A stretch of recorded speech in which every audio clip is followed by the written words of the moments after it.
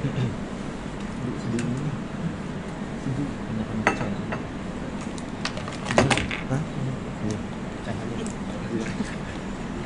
tak boleh.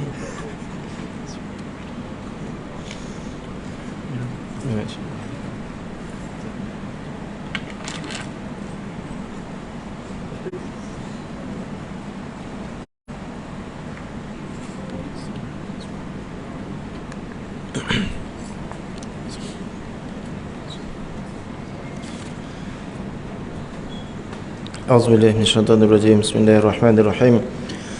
Assalamualaikum warahmatullahi taala wabarakatuh. Innal hamdalillah nahmaduhu wa nasta'inuhu wa nastaghfiruhu wa natubu ilayhi wa natawakkalu 'alaihi. Asyhadu an la ilaha illallah wa asyhadu anna sayyidina Muhammadan 'abduhu wa rasuluh. Allahumma salli 'ala sayyidina Muhammad al-fatih lima ughliq wal khatim lima sabaq. ناصر الحق بالحق والهادي إلى صراطك المستقيم وعلى آله حق قدره ومقداره العظيم. اللهم صل على سيدنا محمد صلاة تفتح لنا أبواب الرضا والتيسير وتغلق بها عنا أبواب الشر والتعسير. أنت رب المولى نعم المولى ونعم النصير. وعلى آله وصحبه وبارك وسلم. لو نتعلم وتعليم وتذكر وتذكير ونفع وانتفاع رفادة واستفادة والحث على تمسك بكتاب الله وسنة النبي صلى الله عليه وسلم ودعاء إلى الهدى وذلة على الخير ابتغاء مرضاته وقربه سبحانه وتعالى. آمين يا رب العالمين. Sama-sama kita buka majlis dengan bacaan umul kitab dan juga kita hadiahkan Fatihah kepada junjungan mulia baginda Nabi Muhammad sallallahu alaihi wa alihi wasallam, ahli keluarga baginda, isteri-isteri baginda, para sahabat baginda, para tabi'in, para imam mujtahidin, para ulama, para awliya, para atqiya, para salihat, para mukminin dan juga mukminat, muslimin dan juga muslimat min masyariqil ardi wa magharibiha, wabil khusus ila imamuna Imam Asy-Syafi'i rahimahullahu taala, dan juga kepada pengarang kitab idaman penuntut pada menghuraikan yang kusut Al-Haji Abdul Ghani bin Haji Yahya rahimahullahu taala, nafa'anallahu bihi wa bi'ulumihi fi daraini amin ya rabbil alamin. Al-Fatihah. A'udzubillahi minasyaitonir rajim. Bismillahirrahmanirrahim.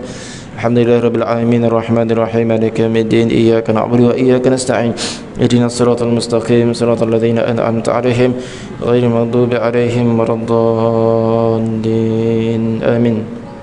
Saya mati dikasih muliakan Temurusi Rajatul Qasam, para asatizah, tuan-tuan, perempuan, sidang jemaah yang dirahmati dan dikasihi oleh Allah Subhanahu wa taala sekalian. Apa khabar semua pada malam ni? Mudah-mudahan Allah Subhanahu wa taala berikan kita yang terbaik, kesihatan yang terbaik, jasad yang terbaik, hati yang terbaik, hati yang tidak lalai dengan Allah taala, yang tidak lupa kepada Nabi kita Muhammad sallallahu alaihi wasallam, yang sentiasa menjaga hubungan baik sesama makhluk.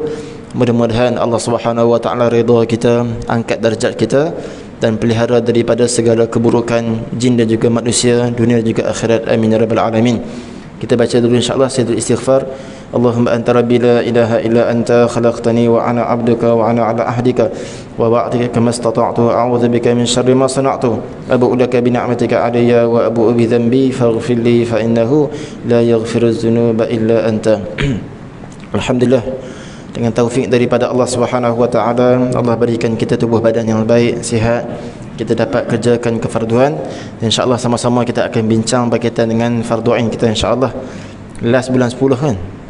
Bulan 11 balik mengundi, bulan 12 pergi umrah, ni baru sambung pula lah. Sambung pada fiqh adab membuang air, buku Jawi muka surat 16, muka tu muka surat 6 kan. Yang mana katanya pada tengah-tengah tersebut, kata pengarang rahimahullahu ta'ala, sunat masuk tandas dengan kaki kiri sambil membaca dekat pintunya, Allahumma inni a'udzubika minal khubusi wal khaba'is. Jadi sini tuan-tuan, kalau kita ingat dulu bila seminggu lepas ke bila saya ada ganti sini, saya ada sebut setelah balik daripada bumi Madinah Al-Munawwarah, saya jumpa dengan seorang Habib. Maka beliau pesan kepada kita ni, paling kurang 5 benda ni yang melibatkan harian kita ni jangan tinggal, dan buat dalam keadaan kita baca doa. Apa dia 5 benda? Kalau tuan-tuan perasan, yang pertama, bangun tidur mesti kena baca doa, alhamdulillah alladzi ahyana ba'dama amatana wa ilaihin nusyur. Ucapkan syukur kepada Allah Ta'ala yang telah mengembalikan ruh kita. untuk kita bertaubat kembali atas dosa yang kita lakukan, untuk kita tingkatkan kembali ketakwaan kita kepada Allah Ta'ala. Kemudian kita akan masuk tandas. Setiap hari kita masuk tandas, maka jangan lupa untuk nak membaca doa. Kemudian kita akan keluar tandas lah. Yang ketiga, baca doa keluar tandas. Apa dia? Nabi baca ghufranaka, ghufranaka, ghufranaka. Ya Allah, minta ampun ya Allah, minta ampun ya Allah, minta ampun ya Allah. Ini boleh tambah lagi kan? Lagi kita akan sebut juga doa-doa yang lain. Kemudian kenapa Nabi minta ampun? Kerana Nabi SAW tak boleh zikir. Mulut Nabi tak boleh zikir. Maka Nabi SAW merasa bersalah dengan Allah Subhanahu Wa Taala, lalu minta ampun. Dalam semayang, lepas semayang macam tu juga. Kita bukan kata maki orang pun dalam semayang, zikir kepada Allah. Tapi kemungkinan tengah nak semayang pun, nak menghadap Allah, hati masih lagi lalai, maka tetap Nabi ajar kepada kita ni, minta ampun lepas semayang. Itu yang ketiga, tuan. Yang keempat yang kita buat harian apa, tuan? Pakai baju. Nak pakai baju, baca doa, alhamdulillahilladzi kasani hadha thawb wa razaqanihi min hawli ghairin minni wala quwwah. Baik cari insya-Allah. Begitu juga kita akan tanggalkan baju. Bismillahilladzi la ilaha illahu. Itu di antara faedahnya akan mengelakkan daripada pandangan buruk daripada jin. Maka yang kelima yang kita buat setiap hari, nak keluar rumah, bismillah, amantu billah, tawakkaltu ala Allah, wala haula wala quwata illa billah. Jadi 5 benda ni, tuan-tuan, tak termasuk makan lagi tu. 5 benda ni pastikan kita buat dalam keadaan kita baca doa. Kita kata Habib, kamu akan dapati hidup kamu ni akan asal untung. Banyak zikir-zikir yang kamu baca, dan kamu telah ikut apa yang telah disarankan oleh Nabi Muhammad SAW. Balik cari, tuan-tuan, 5 benda ni, hafal sekejap, lama-lama dia akan ingat lah. Bangun tidur, masuk tandas, keluar tandas, pakai baju, tanggal baju, kemudian keluar rumah. Masuk rumah tu banyak lagi lah. Ni yang penting 5 benda ni dulu. Kemudian di sini, kalau kata pengarang tadi, nak masuk tandas, baca doa. Kalau boleh tak kita baca bismillah? Boleh, tapi jangan penuh. Nak masuk tandas, bismillah saja. Bismillah. Ada tempat yang tak disunatkan kita baca bismillah. Contohnya khutbah. Apa Tok Khatib dapat mic, lepas bagi salam, alhamdulillah. Tak sunat baca bismillah. Ada keadaan tak sunat baca bismillah penuh. Antaranya masa nak masuk tandas ni, cukup dengan bismillah saja. Bismillah. Kenapa? Ar-Rahman Ar-Rahim bermaksud sifat Allah Ta'ala yang maha pemurah, yang maha penyayang. Maka tak layak pada tempat yang syaitan duduk berkubang, syaitan dengan yang direjam, syaitan yang dilaknat. Maka laknat dengan rahmat dia tak sama. Dia 2 benda yang bercanggah. Maka cukup dengan bismillah sahaja. Apa lagi tempat yang kalau bismillah ni tak semua, cukup bismillah saja. Contoh Nabi kata, bila seseorang kamu nak marah ni, jangan sebut ta'is syaitan, celaka syaitan ni. Maksudnya apa? Nabi nak pesan kepada kita, kalau nak marah, jaga lidah, jangan keluar benda-benda yang kasar. Jangan sebut celaka syaitan ni.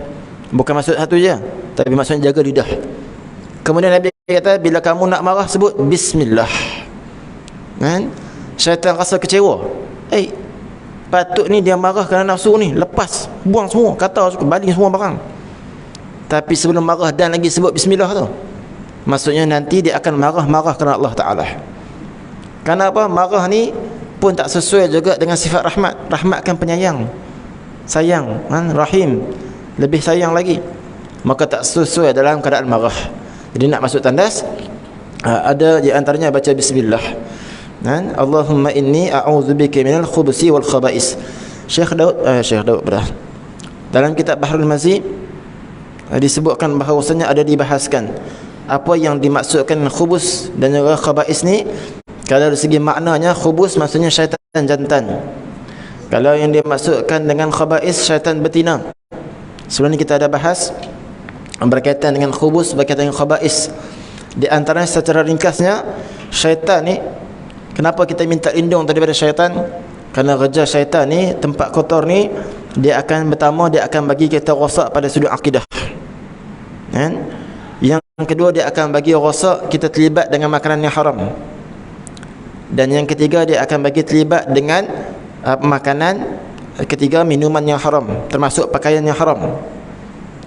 Dan yang keempat, dalam kitab Bahrul Mazi disebutkan lagi bahawasanya tugas mereka ini, pertama sekali nak bagi kita rosak akidah, yang kedua nak bagi kita bisik buat benda haram, yang ketiga bagi minum benda haram, termasuk pakaian, ambil pada benda yang haram, dan yang keempat nak bagi lidah kita ni buruk, bercakap benda buruk, maki ke sebagainya.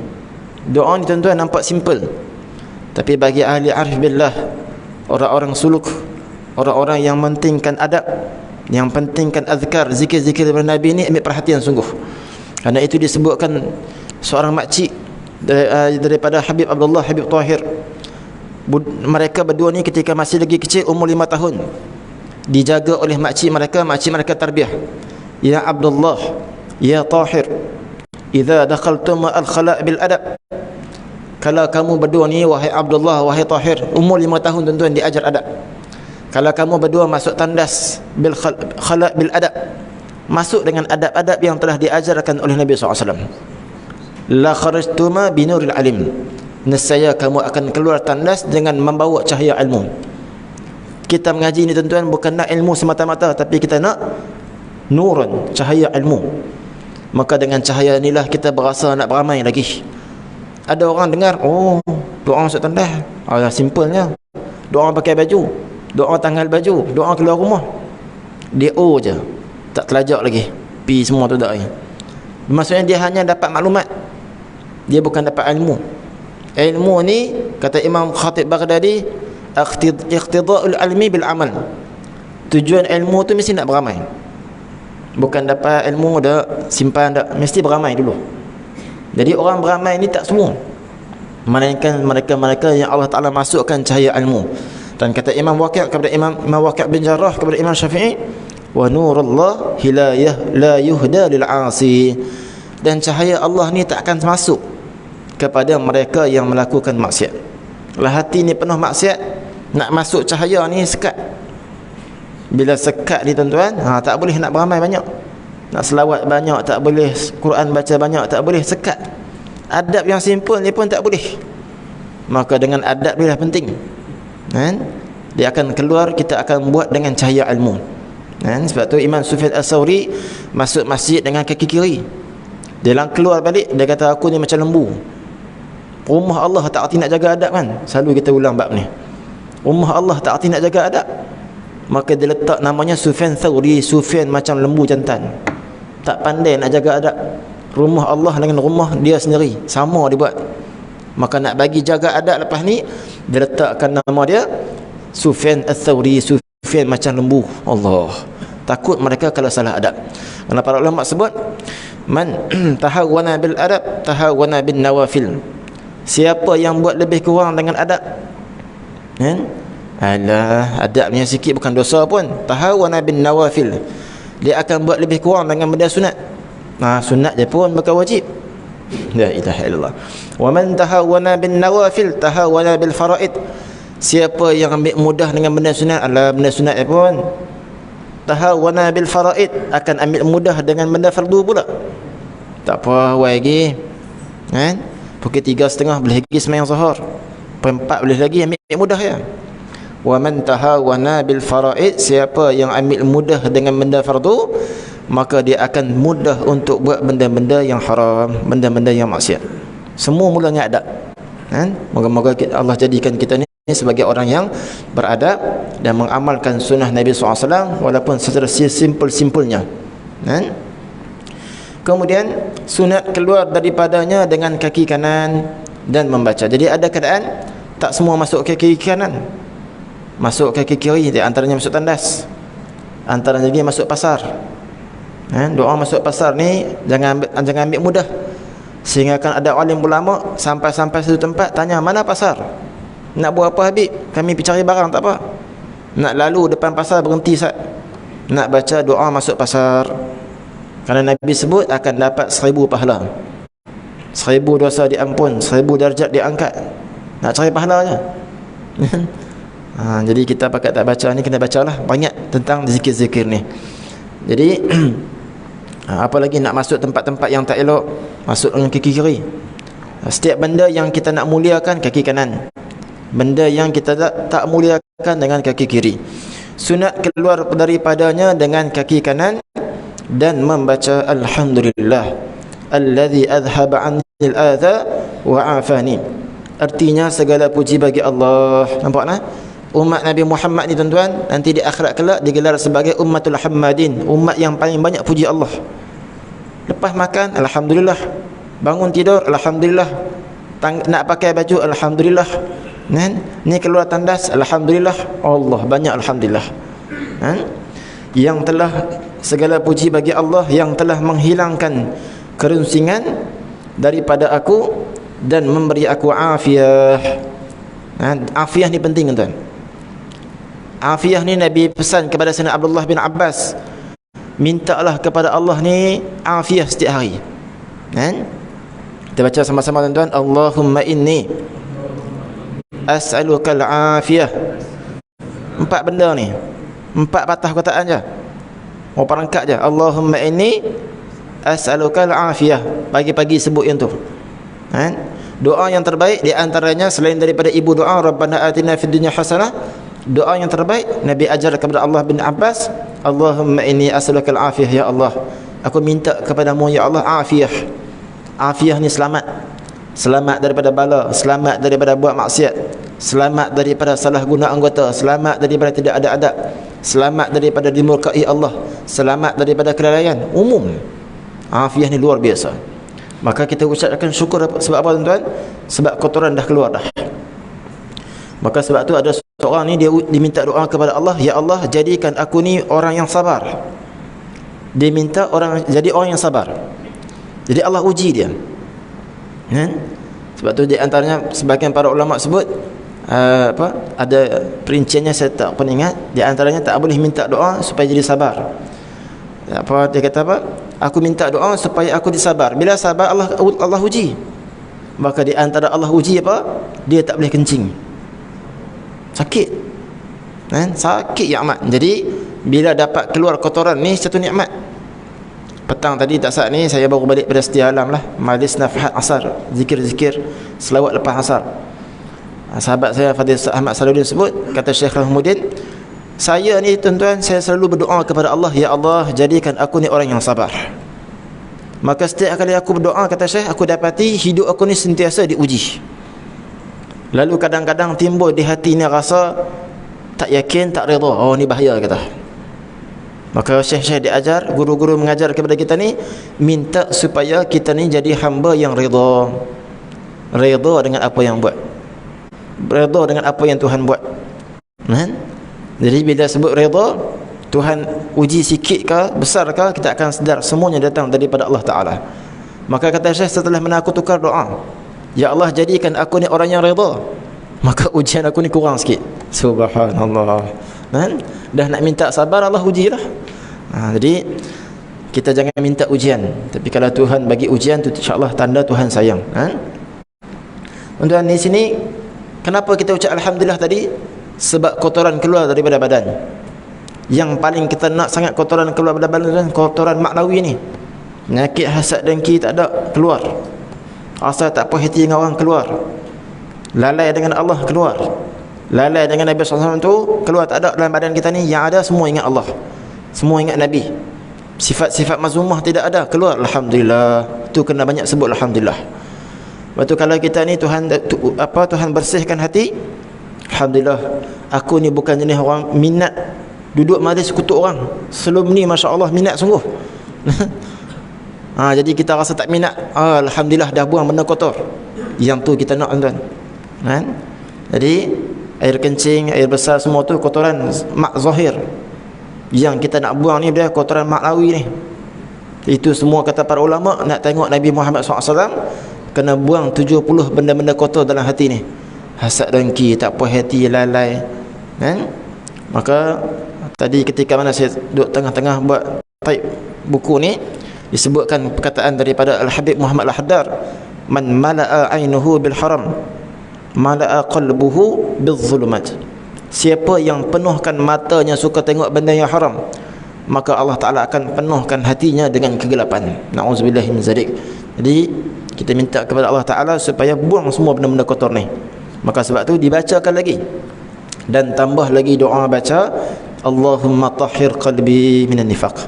Tuan-tuan snap ini balik hafal. Wa hassin farji minal fawahish. Ya Allah, wahai Tuhanku, sucikanlah hatiku daripada nifaq, sifat munafik, dan pelihara atau kawallah kemaluan aku daripada melakukan kejahatan. Kan? Jadi tuan-tuan, kita baru keluar tandah, minta Allah bersihkan hati kita ni. Kenapa? Tempat-tempat tak elok tak boleh duduk lama, dia ganggu hati kita ni. Kita duduk dengan orang kaki mengumpat, dia ganggu hati kita. Kita suka duduk dengan orang yang sembang-sembang merapu banyak, dia ganggu hati kita ni. Maka kadang-kadang hati ni dia boleh tarik sampai jadi sifat munafik. Minta Tuhan bersih, walaupun baru keluar bertandah. Ya Allah, bersihkan hatiku ni daripada sifat munafik, dan jagalah kemaluanku ni daripada buat benda jahat. Tuan-tuan hafal insya-Allah. Kan? Ini kata guru kami Habib Husain bin Ahmad bin Muhammad Al-Haddar, hafizahullahu taala wa ra'ah, guru saya yang tinggal di Madinah. Ada seorang lelaki sentiasa mengamalkan doa ni. Lepas keluar tandas, amal doa ni. Satu hari tuan-tuan, nafsu dia naik. Bila tengok seorang perempuan, nafsu dia naik sampai dia dah berjaya pegang dah, sampai berjaya nak hampir dah bertemu kemaluan dia dan juga kemaluan perempuan tersebut. Minta maaf cakap lah, tetapi tak boleh nak berzina. Maka dia pun pelik, padahal aku dah boleh pegang dah perempuan ni, kenapa tak berjaya? Maka dia rasa menyesal. Kemudian pergi cerita benda ni kepada seorang habaib, seorang guru. Dia tanya, apa amalan yang kamu buat? Mesti ada amalan yang kalau kita buat sesuatu yang kita istiqamah, dengan asbab tu Tuhan jaga kita. Tuan-tuan cari tuan, apa amalan yang kita buat istiqamah, insya-Allah mudah-mudahan dengan asbab amalan tu lah Tuhan jaga kita daripada buat benda-benda tak elok. Maka kata beliau, aku baca doa ni lah. Doa ni nak Syekh kata ini doa yang luar biasa. Bukan setakat nak jaga kemaluan, tapi nak jaga hati ni daripada sifat munafik. Daripada sifat munafik, dan jaga kemaluan daripada buat benda-benda yang jahat, zina dan sebagainya. Petang tadi juga kami baca doa tuan, lepas habis majlis zikir, majlis selawat. Di antaranya tuan-tuan, lepas asar ni, lepas ni, para ulama sebut pendapat yang terkuat, doa dimustajabkan oleh Allah lepas asar hari Jumaat. Maka macam-macam doa kita boleh panjatkan. Maka tadi saya dapat faedah, antaranya disusun doa untuk dibaca kepada anak-anak dan juga keturunan kita ni. Dalam doa tersebut, ya Allah, engkau peliharalah anak keturunan kami, ya Allah, daripada mereka terlibat dengan zina dan juga liwat, terlibat dengan maksiat dan juga benda haram, ya Allah. Maka hari yang terbaik, waktu yang terbaik, bukan hanya doa untuk kita, tapi doa untuk keturunan ahli keluarga kita, doa untuk dunia, doa untuk akhirat kita. Tuan-tuan, sama-sama kita hafal doa ni insya-Allah. Ringkas, tapi sangat mendalam, sangat memberi perhatian pada jiwa kita ni. Yang saya dapat macam tu lah. Habib kata, benda yang kamu istiqamah, amalan yang kamu tak pernah tinggal, itu menjadi asbab mungkin kamu diselamatkan daripada bala. Kalau kena bala pun kurang, insya-Allah, tak teruk macam orang lain. Maka amalan jangan buat lebih kurang, jangan bagi tinggal. Sebab tu disebutkan dalam satu hadis, satu asar, man amila amalan, siapa yang buat satu amalan, summa tarakahu, kemudian dia tinggalkan, malan, tinggalkan bukan sebab uzur, sebab malas, kaslan, sebab malas, maqtahullah, Allah Ta'ala benci perangai macam ni. Malas nak sembahyang duha ni, tak ada mood. Malas nak zikir ni, tak ada mood. Malas nak baca al-Mulk malam ni, contohlah. Pasal apa? Tak ada mood. Dia buat amalan ikut mood dia saja. Ni orang benci ni. Ni Allah benci orang macam ni. Allahu akbar. Moga-moga kita jadi orang yang beramal dengan apa yang kita mengaji, insya-Allah. Kemudian sunatnya apa lagi tuan-tuan? Bismillah.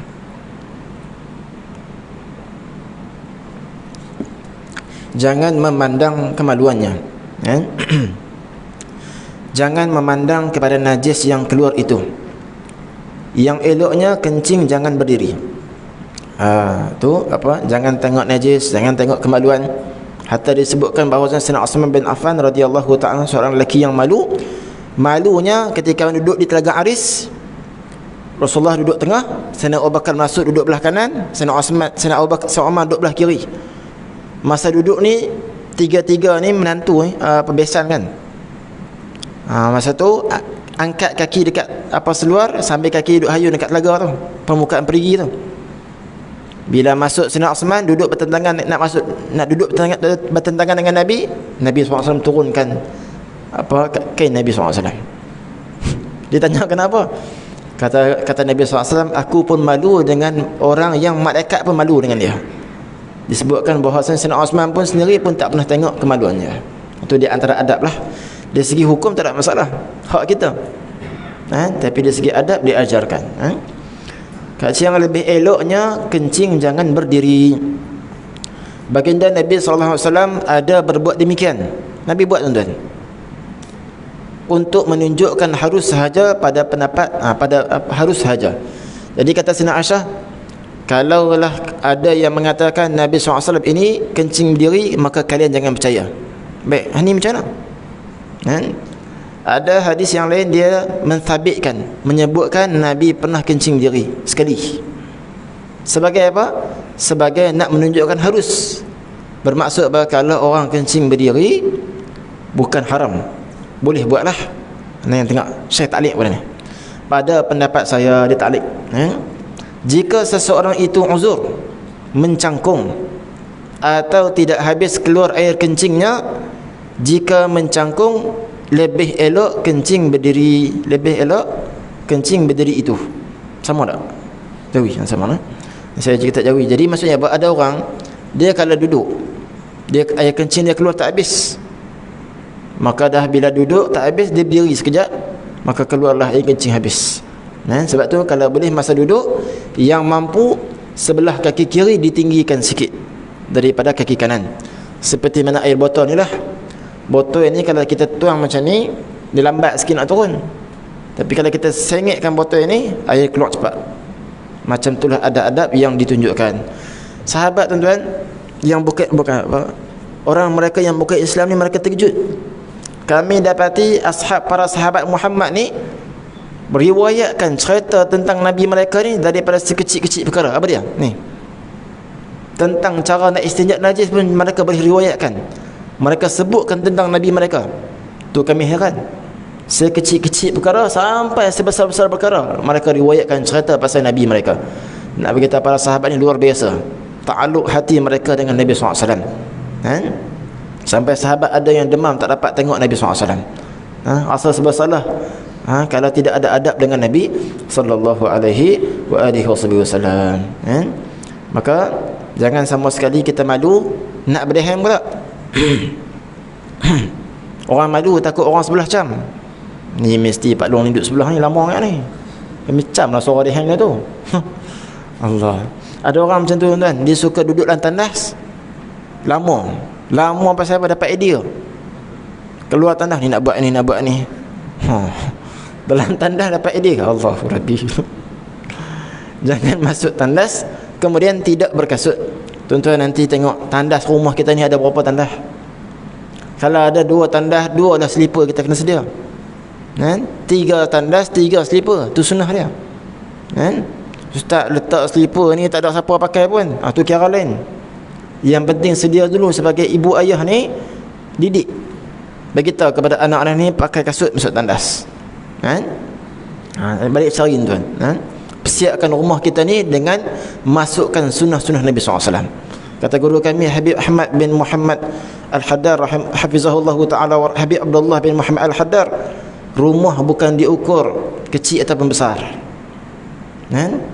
tapi diukur bagaimana kita menghidupkan sunnah-sunnah Nabi dan juga syariat Allah Subhanahu wa taala dalam rumah kita. Tapi rumah besar ni Nabi kata min sa'adatil mar'i, di antara termasuk kebahagiaan seseorang. Apabila bahagia macam mana? Bila diisi dengan syariat, bila dijaga syariat dan juga diisi dengan sunnah Nabi sallallahu alaihi wasallam.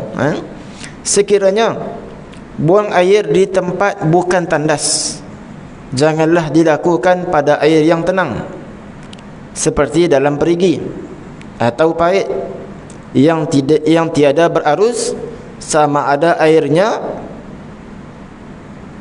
sedikit ataupun banyak.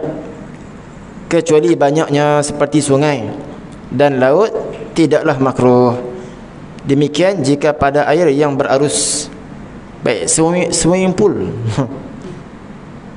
berarus tak? Maksudnya kalau orang kencing dalam swimming pool, jadi hukum dia macam mana? Mutanajis kan macam mana? Tengoklah swimming pool tu besar mana. Kalau lebih 2 kolah tak jadi najis lah, kan? Kalau kata sikit, kemudian bila kencing sampailah nampak warna kuning pula, swimming pool jadi najis lah, sebab air tersebut sedikit. Walaupun tak disebut swimming pool ni berarus, tetapi dia ada proses lah, proses saluran tu, kan? Air tu jugalah yang keluar melimpah, duk pusing-pusing itulah cuci balik. Selagi mana lebih 2 kolah, maka kalau siapa yang kencing dalam tu, maka tak jadi najis. Ni contoh hukum, bukan sahabat. Astaghfirullahaladzim. Jangan buang air kecil atau besar di bawah pokok buah-buahan. Itu tak ada adab dengan nikmat Allah Subhanahu Wa Taala. Tuan-tuan, satu hari Nabi ajar, Nabi masuk dalam rumah Nabi SAW. Bila Nabi masuk dalam rumah Nabi tanya Siti Aisyah, kata Aisyah, apa ni apa dia? Nabi nampak roti yang jatuh, Nabi kutip, kemudian Nabi cium, kan? Nabi cium roti tersebut. Kemudian dia tanya, ni kenapa dibuang begini ni, kan? Dia kata, saya Aisyah jawab, jatuh ke ataupun tak perasan. Maka kata Nabi SAW, nikmat yang sebeginilah kalau kamu tidak hargainya, kadas alla tarja'a ilaih, maka hampir nikmat seperti ini tidak akan masuk lagi ke dalam rumah kamu ni, hampir. Maksudnya Nabi nak ajar kepada kita ni apa? Azmun ni'mah wa in qallat, agungkanlah nikmat Tuhan. Kita tengok rezeki, kena ingat siapa yang bagi rezeki, pemberi rezeki Allah Ta'ala, bukan kita. Maka Nabi nak ajar kepada kita ni, tengok rezeki, ingat siapa yang pemberi rezeki, jangan berlagak dengan Tuhan, kan? Di sini tuan-tuan yang dirahmati oleh Allah Subhanahu Wa Taala, orang yang buang air kecil ataupun besar di bawah pokok-pokok buah-buahan, maka pokok yang berbuah, maka menyebabkan lepas ni orang tak berasa nak pergi dah, bau air kencing kat bawah pokok ni. Jadi orang berasa tak boleh pergi dah pokok ni. Dia telah menghilangkan nikmat daripada Allah Subhanahu Wa Taala. Sekalipun ketika tiada berbuah, pokok durian tak berbuah lagi, dia pergi kencing dah situ pun jangan, tidak ada adab.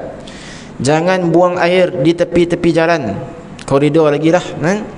Di tempat-tempat orang berteduh dan di tempat orang-orang berbual-bual. Apa ni? Di tempat-tempat orang yang berbual-bual, betul? Dari hal yang tidak maksiat. Di sini tuan-tuan, ada keadaan yang wajib pula kita buang air di tempat orang berkumpul. Bila? Di sini tak boleh buang tempat sembarangan di tepi-tepi jalan koridor tu. Ada tempat wajib pula, pergi kencing situlah. Bila setelah mana proses amal ma'ruf nahi munkar, tegur maksiat tak berjalan juga, lagi tegur lagi banyak geng kapal datang, lagi tegur lagi banyak geng-geng buat maksiat ke situ, tak ada cara lain nak buat dah, maka kena kencing kat situ juga. Baru dia, bau apa ni? Fiqh bincang sebab macam tu sekalian, supaya hilang maksiat. Tapi jangan try lah. Bagi ada peringkat pertama dulu. Peringkat pertama apa? Amal ma'ruf dulu, cegah dulu. Ni tak ada cegah lagi, pergi buat yang tu dulu tak boleh. Mesti ada tertib dia, kan?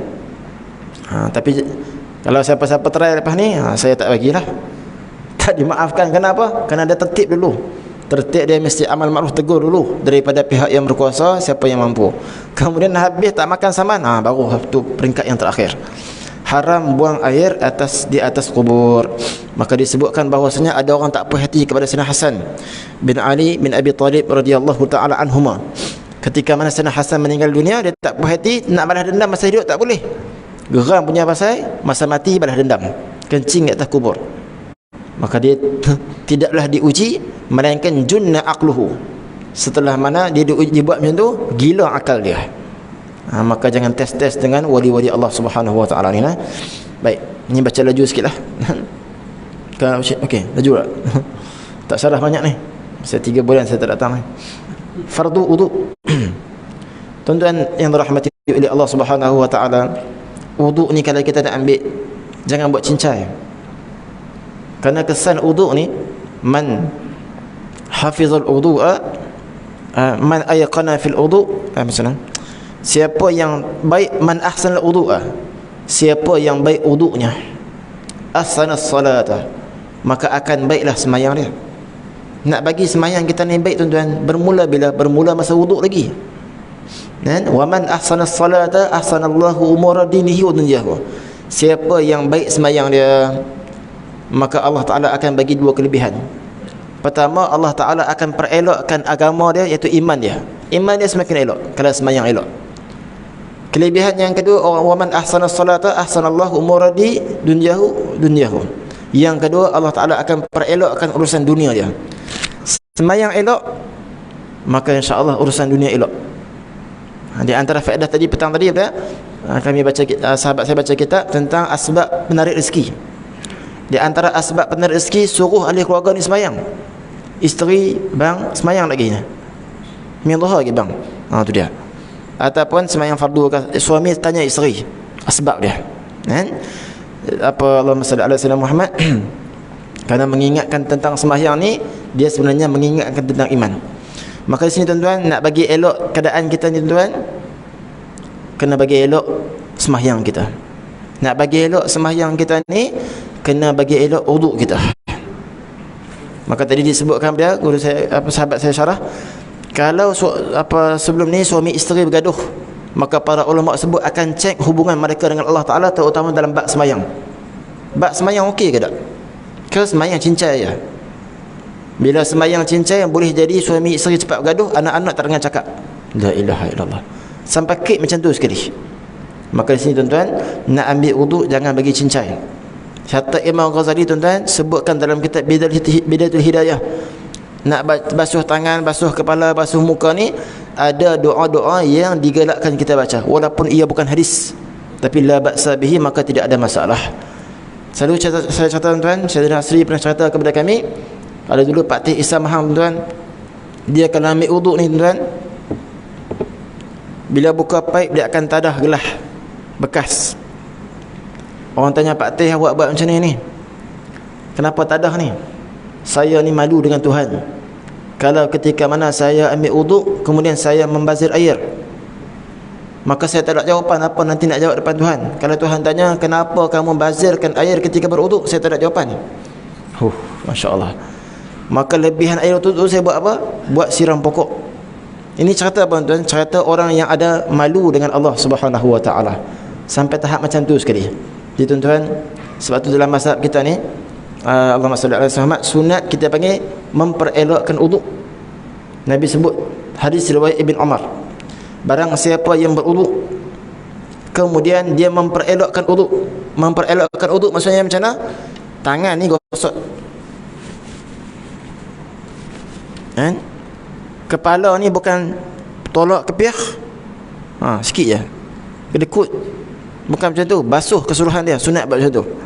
Menghadap kiblat ketika mana berwuduk, kan? Tu sunat. Kerana mazhab Maliki wajib semua basuh kepala, wajib basuh kepala semua, wajib gosok. Maka bila kita dah buat macam tu, dah buat sunat macam tu, kita dah buat sekali apa yang ada, yang disarankan dalam mazhab Imam Maliki.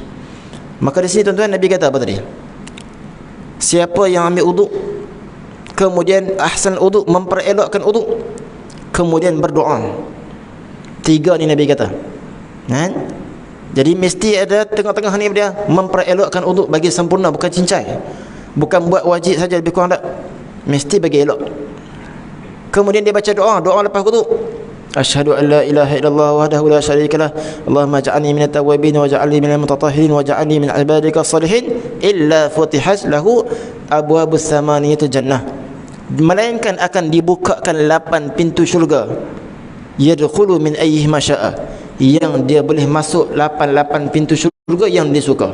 Setiap hari kita ambil wuduk tuan-tuan, setiap hari kita ambil wuduk.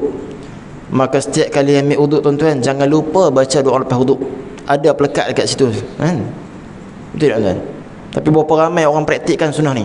Nabi ambil wuduk menghadap kiblat, lepas mengambil wuduk Nabi cari arah kiblat, angkat tangan, baca doa wuduk. Sebab apa? Nak bagi terbuka 8 pintu syurga ni. Itu riwayat Imam Tirmizi. Siapa yang baca akan dibukakan 8 pintu syurga. Dia boleh masuk mana-mana pintu syurga. Riwayat Imam Nasa'i pula sebut doa lepas wudu apa dia? Subhanakallahumma wa bihamdika asyhadu an la ilaha illa anta astaghfiruka wa atubu ilaik. Siapa yang baca doa demikian dalam sunnah Nabi sebut kutiba biraqin, pahalanya ditulis dengan tinta perak. Falam yaksur ila yaumil qiyamah, dan amalan dia ni tidak akan dipecahkan. Maksudnya dia akan dipelihara oleh Allah Subhanahu wa taala, tak akan jadi murtad ila yaumil qiyamah, sampai kiamat. Maka sebab tu sebahagian para ulama selepas menambil wudu, mereka akan baca juga surah Inna anzalna fi lailatul qadr.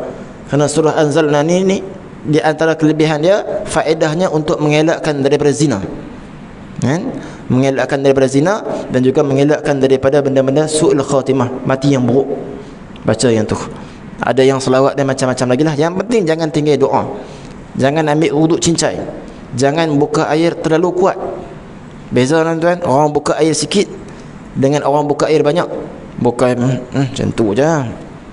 Tapi kalau sikit dia akan ambil hati-hati. Tuan-tuan tengok orang tabligh. Bila orang tabligh ambil wuduk macam mana tuan? Yang mengaji lah. Depa basuh muka, nak basuh yang lain pula tutup dulu. Betul. Tadah lagi. Tu berhati-hati ketika nak berwuduk. Kita sebab free, tak gaduh bayang. Buka kuat macam pilih bomba tu. Allah. Baru baca tajuk fardu wudu. Ala kulli hal, yang boleh ambil faedah ambillah insya-Allah. Yang penting tuan-tuan, yang mana kita dengar ilmu malam ni bila-bila ke sahaja, pastikan kita terlintas, ya Allah, aku nak amal apa yang aku mengaji malam ni, ya Allah. Aku nak amal apa yang aku dengar ni, ya Allah. Sebab matlamat ilmu ni ialah untuk kita nak beramal. Mudah-mudahan doa-doa yang dalam ni insya-Allah kita praktikkan insya-Allah. Balik nanti snap buku ni, snap dulu sebelum balik hafal, kemudian praktikkan insya-Allah. Ni adab-adab doa-doa yang telah diajarkan oleh Nabi kita Muhammad sallallahu alaihi wasallam. Saja masalah, masya-Allah. Tuhan Maha Kaya. Cukup sekadar itu dulu insya-Allah. Bismillahirrahmanirrahim. Alhamdulillahirabbil alamin, wassalatu wassalamu ala asyrafil anbiya'i mursalin wa ala alihi wa sahbihi ajma'in. Allahumma anfa'na bima 'allamtana wa zidna ilma. Rabbana taqabbal minna innaka antas samiul alim.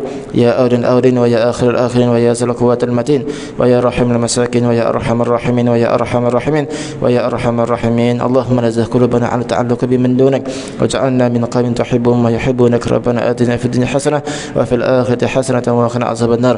Sallallahu ala sayyidina Muhammadin wa ala alihi wa sahbihi wasallam. Alhamdulillahirabbil alamin. Assalamualaikum warahmatullahi taala wabarakatuh.